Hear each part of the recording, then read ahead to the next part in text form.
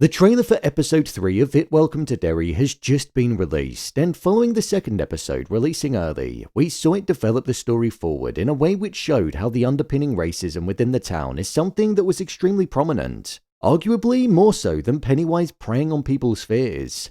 With us gaining an understanding of what the Air Force were planning on doing at the digging sites and us getting a bit more of an insight into Hallorann's powers, I wanted to break down the trailer and also give my theories and predictions on what I think could happen next. So let's get into it. Here is It Welcome to Derry episode 3 trailer explained. So the trailer opened up with this ominous music that was extremely low in tone, which instantly set the backdrop for the mood of this next episode, showing that the core theme of dread was going to be at the heart of it. I say dread because it seems like we're going to be focused on Hallorann for the first time and the secret spy mission that's giving him those special privileges that his pals were mocking him about. We've not seen his actual mission yet or what it truly entails, but in this next episode we're definitely going to be seeing that. The first shot that was seen was one of Hallorann looking on and really encapsulating that look of dread and as if he was fearful of something that was in front of him. We know that he has supernatural abilities, and it seems like one of those abilities is being able to see the dead based on the Weeks Ahead trailer. That could be why in the previous episode it was made out like he was stalling, because maybe the weight of seeing all of that dead and the nightmare-induced state that he gets put in when using his powers is something that's taking a toll on him. So the look of fear and dread that he had in this opening shot could be because he's being tasked to use his abilities. The first line of dialogue was spoken by General Shaw as he said, "Hallorann's psychic abilities have been proven, but there's only so much he can do stuck on base pointing at maps, and we're running out of time. Put him in the air." This was a conversation that was being spoken between General Shaw and Colonel Fuller. In the previous episode, we found out that the United States were planning on weaponizing the meteorite pieces that came to Earth with Pennywise, and that could well be what they're digging for. They're doing this because they plan on utilizing it against Russia and instilling fear within them, so the Cold War essentially comes to an end and stays in that cold state. Shaw's plan of putting Hallorann in the air is so that he can probably utilize his abilities whilst going over areas, rather than having to utilize them from afar whilst just looking at a map.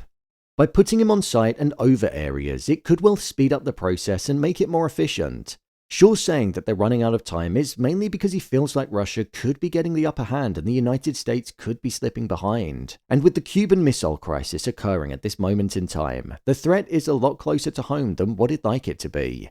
Following this, we then saw Major Hanlon and Captain Paulie outside of a helicopter, so it seems like this will then bring Hanlon's connection to Hallorann and him now being roped into the supernatural elements of the story.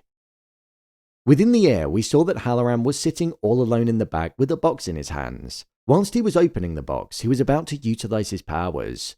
With this, we saw a scene inside of a carnival, and I'm presuming that this is going to be Hallorann's psychic abilities now being in full swing and him witnessing what this box is connected to. There was a man at the carnival that said, "Step right up," to a young boy as he was walking around. Judging by the clothing, it looks like it's set a little while before the 1960s, so this is most likely a vision of some kind. Pair that with the fact that whilst Hanlon was flying the plane, he was calling Hallorann, Hallorann, and he wasn't getting a response from him. It shows that he's deep within that vision and searching for what it is that he needs to find, the location of where one of those meteorite pieces is buried. After this, it then cut to the chief that was within the jail, and he was telling Hank about what happened to people who committed the crimes that he's accused of inside of Shawshank. This was being spoken to Hank, and as we saw, the chief was pinning the blame of the disappearance of Matty, Susie, Phil and Teddy on him, even though he had nothing to do with it. The chief was facing pressure from the governor to arrest somebody, and with Hank being black, working in the theatre and racism being an underpinning theme of that area within the show, it's showing how Hank is the scapegoat for people because he's the easy target. He was the scapegoat for Lily to prevent her from going to Juniper Hill, and he also became the scapegoat for the chief too. The chief saying this line is probably because he wants to instill fear into Hank. We know what happens in jail to people who commit those kind of crimes, so he's probably alluding to the fact that it would be torture for him day in and day out until another inmate probably killed him. Alongside that, we saw a scene of Ronnie at school, and on her locker there was a note which said, "Hatchet Hank's gonna fry." This could be something that's a fear that Pennywise is showing her, or as we heard, the patty cakes did refer to Hank as Hatchet Hank, so it could be them, especially considering it's written in what looks like a lipstick. Now, I'm sorry to interrupt the video, but if you're enjoying it, if you could consider liking the video and subscribing to the channel, then it'd mean a lot and it really helps out. Thanks. The next shot was then of Lily and Ronnie, so it seems like Lily is going to get out of Juniper Hill following her psych evaluation, and she said the line, "It doesn't matter what we tell them unless we can show them proof," and she was holding a camera. So it seems like the both of them are almost going to be welcoming Pennywise and his paralyzing fear nature with the hopes of capturing it on camera, because they know that without photos it's just loony Lily and Ronnie, daughter of accused murderer, so their words don't mean anything and will just fall on deaf ears. We also saw Lily and Ronnie meeting with Will and Rich, and Lily said, "Can you help us or not?" I'm guessing that because Ronnie heard about how smart Will was when they were in detention together, I'm imagining that Ronnie is going to use his knowledge to see if it's possible for them to maybe capture a photo of something that might not be happening in everyone's reality.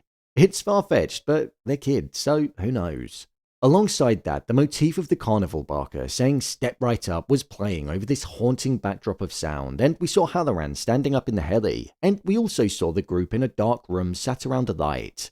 It seems like they're heading into the sewers, tunnels underground, or maybe even some kind of ruins, and it could potentially match the location of the scene that we saw in the Weeks Ahead trailer. There was a scene of a baby doll splashing in water, so wherever they are, there's water around. We know that both Lily and Ronnie heard voices in the pipes, so that could be their rationale for why they want to head down that way. Then as we approached the end of the trailer, we saw the same carnival barker that said "step right up" morphing into this monstrous figure, and that very carnival transformed into one of nightmares. It was dark and one of the stands had the name Pennywise the Clown on it as it opened, showing that Pennywise would be introducing himself in the next episode. The trailer then saw Hallorann looking in shock at what he saw, and it concluded with Pennywise's glowing yellow eyes emerging from the darkness and getting closer.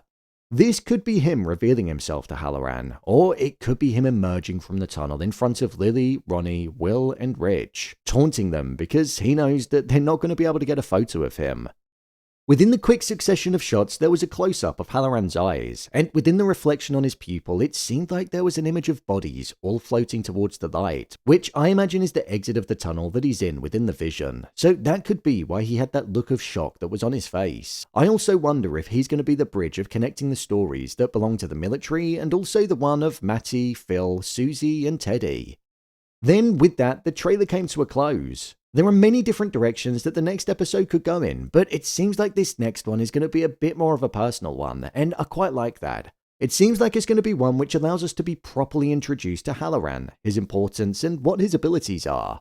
Plus, it also seems like the Losers Club are going to be gaining new members, and Lily and Ronnie are going to want to capture proof of the monsters that seem to lurk within Derry and are actually responsible for all of the missing people. So, there you have it. It Welcome to Derry Episode 3 Trailer Explained. If you want to see more videos of It Welcome to Derry, then check the playlist below. What do you think will happen next? Share your thoughts in the comments. As always, thanks for tuning into the video, and I'll see you in the next one.